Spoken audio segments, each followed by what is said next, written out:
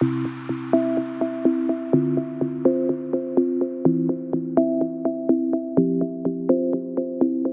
Christophe, Bonjour Xavier. pourquoi avez-vous mis en place la réalité virtuelle? Donc nous avons mis en place la réalité virtuelle en partenariat avec la FFIE afin de rendre plus attrayant les formations en recyclage en habilitation électrique. On a bien sûr la formation initiale où là la présence d'installations sont nécessaires pour réaliser la partie pratique, mais il fallait vraiment apporter de l'innovation sur les formations en recyclage.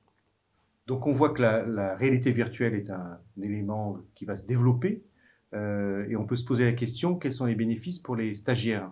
Alors pour les stagiaires, les bénéfices sont nombreux. Tout d'abord, le stagiaire va pouvoir être en immersion dans un environnement électrique et puis faire ses mises en situation pratiques sur des installations virtuelles. Il va même pouvoir évoluer en toute sécurité, contrairement à du réel, et donc pouvoir mettre en application plus facilement ce qu'il aura appris sur la partie théorique. Est-ce que en termes de déroulé de la formation, en termes de réalité virtuelle, c'est la même chose que des formations présentielles?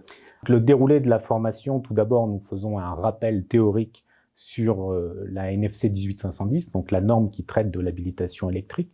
Après, il y a une petite prise en main de la lunette qui dure à peu près un quart d'heure par stagiaire. Et ensuite, nous faisons évoluer les stagiaires au travers de différents scénarios en fonction de leur niveau d'habilitation visé.